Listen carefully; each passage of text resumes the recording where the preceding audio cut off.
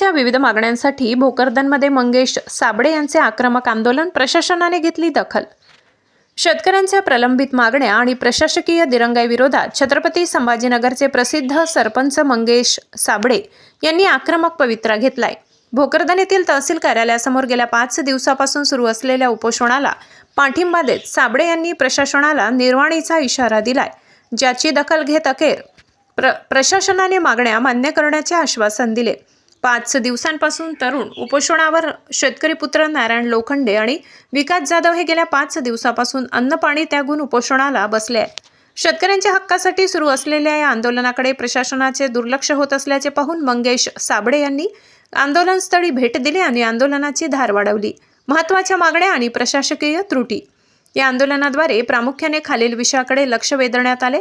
थकीत बिले, गायगोठा, शेततळे आणि विहिरींची प्रलंबित देयके त्वरित अदा करावीत। प्रशासकीय पारदर्शकता, मास्टर झिरोच्या कारभारात सुधारणा करून गरजू शेतकऱ्यांना न्याय द्यावा।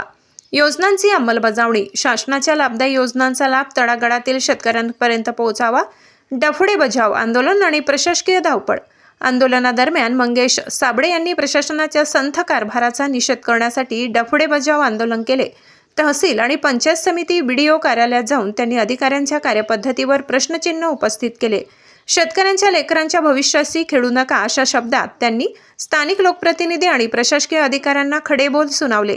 अखेर प्रशासन झुकले। उपोषणाची सांगता आंदोलनाचा वाढता जोर पाहून तहसीलदार आणि गटविकास अधिकाऱ्यांनी तातडीने आंदोलकांशी चर्चा केली। शेतकऱ्यांच्या मागण्यांबाबत सकारात्मक निर्णय घेऊन या संदर्भातील लेखी पत्र 15 ते 20 मिनिटात देण्याचे आश्वासन प्रशासनाकडून देण्यात आले।